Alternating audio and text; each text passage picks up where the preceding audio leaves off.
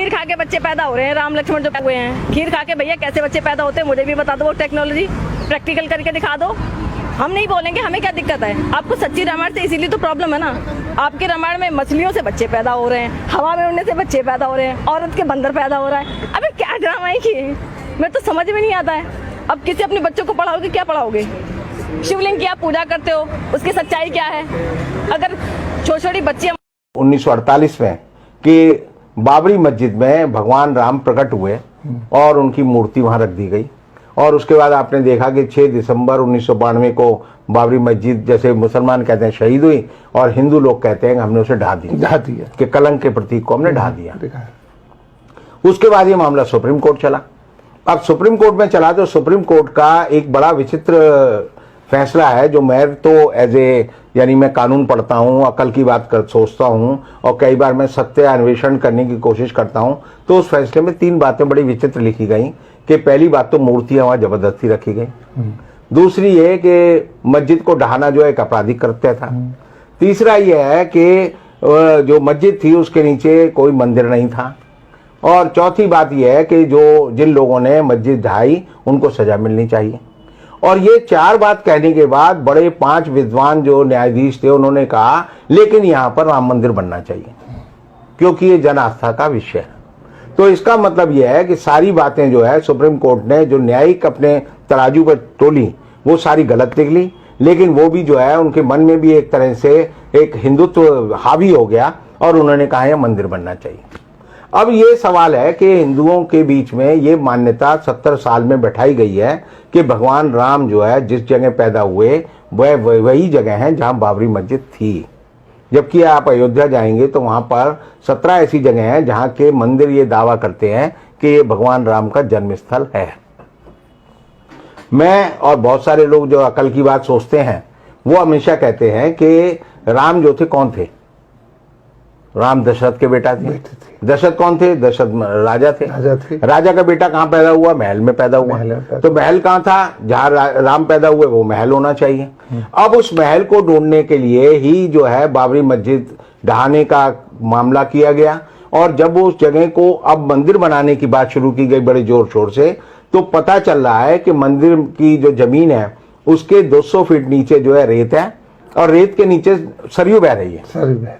इसका मतलब जो है अगर हम ये माने कि 5000 साल, क्योंकि मानवीय सभ्यता का इतिहास ये बताता है मोहनजोदड़ो और हड़प्पा की सभ्यता के बाद कि आदमी ने सबसे पहले मकान बनाना जो है मोहनजोदड़ो और हड़प्पा में सीखा, और उसी के प्रमाण और अवशेष हमें मिलते हैं।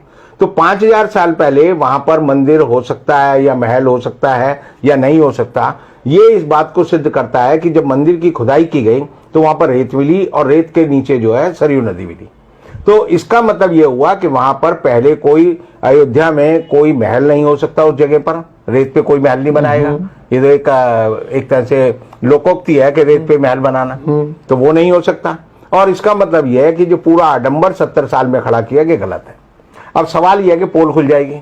आपने जो कहा, और मैं भी मानता हूं कि जब भी कोई मंदिर बनता है, मस्जिद बनती है, कोई गुरुद्वारा बनता है, तो कार सेवा करते हैं लोग, उसमें सहयोग करते हैं, ईंट दर ईंट जो रखी जाती है जनता के सामने और जनता लगाती है।